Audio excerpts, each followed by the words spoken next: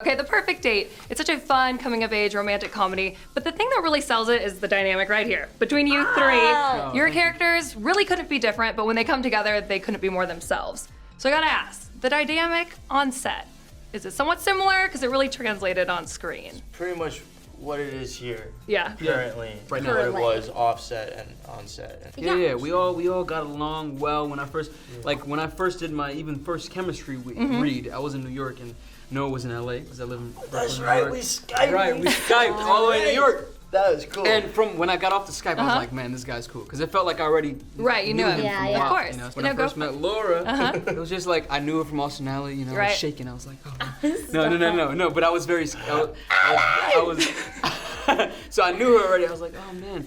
And then she was actually great and super nice, real nice person. Yeah. When I first met Laura, I was like, is she really always that nice? She is. Oh, it's not fake. She is. She's amazing. They've done a whole FBI investigation. Yeah, exactly. Federal Bureau we of Investigation. Yeah, it all checks out. And it all checks out. It all checks out. Yeah. It checks out. Laura is indeed nice. We know one thing from this interview. No, you guys are all great, and it really does. He's like, what is so funny, you know what? What I miss? She brought the FBI into this. That's what's so funny. I make Noah laugh with my words. It's quite impressive. But I think we had a pretty awesome dynamic.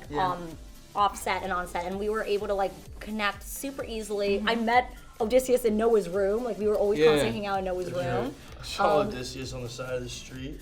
We walked before past we even each other. knew. Before we knew we were in the movie, I didn't even know. I was like, okay, we walked past. He's like, yo, I saw you outside, and then you said something to me. What in the hallway of the hotel or something? So you hadn't met in person yet? No. You just passed. I was on my way to the store. He was on his way back or something. Yeah. And he was wearing look at this man. Look at how sharp I know. He is the most stylish person I've ever met. So he walked past me and I was like, friend I have. that's Odysseus. And then I saw him again in the hotel. I was like, hey, bro. Yeah. Well, you clearly make a good impression and a lasting impression nonetheless. And then I want to say a fun thing, I guess in this film, it's acceptance really is one of the main things in it, and it's self-acceptance. Totally. And also some of the crazier things or the lies in which we think we need to tell to be accepted. Yeah. So that being said, could you really reflect at all on any of your personal life through this film or instances in where you maybe told a white lie or something in order to be accepted, and then did you fuel any of that into your characters? Totally. I think nowadays with social media, it's so easy to kind of fall into that trap. And so that's why I'm really excited for people to see this movie because it really hammers on that aspect of you shouldn't compare yourself and you shouldn't pretend to be something that you're not. Exactly. To make yourself happy because you won't be happy. The dynamic between Brooks, my character, and then Camila's character is pretty much I'm trying to impress her, so I lie about where I come from the whole time. Right. I'm a kid who was brought up in a lower middle class family. She lives in the upper about 1%. And we have this crazy conflict with each other, and it's kind of like the climax of the film when we kind of realize Brooks, you're the one who's superficial, not her, you know. Totally. And that's why you won't work, right? Because you're not being authentic.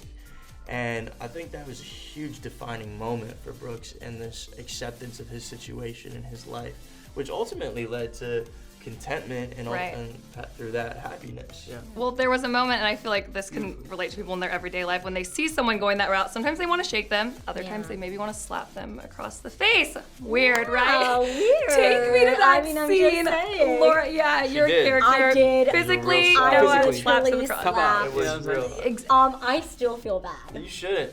We tried. We did it 5 times. We did it 5 times. I was gonna ask, 5 I takes? went for And it. I was like, Laura, slap. Yeah, I know the first Wait, was it 2 CGI? times. No, the first 2 times I went a little lighter, and Noah's like, Laura, don't Go you're for fine. it. Come on. And then there's one My take. ear's ringing. Yes, there's This one is- take in particular that was really bad. Wow. I think I hit your ear accidentally. Right on the side. It was like someone threw a flash grenade. Okay, so now we've come full circle. We started this interview by saying how nice you were, and we're gonna end it I by know, saying totally. that if you want to see She's got a Laura, mean right hook. watch out. If you want to see Laura actually physically slap Noah across the face, well, you can check it out. You watched the perfect On the movie. Perfect Date. Exactly, that's what I was saying, on The Perfect Date. a lot. Yes, on Netflix on April 12th. Well, we'll see you guys there. We're so excited. It's a great film, and till next time.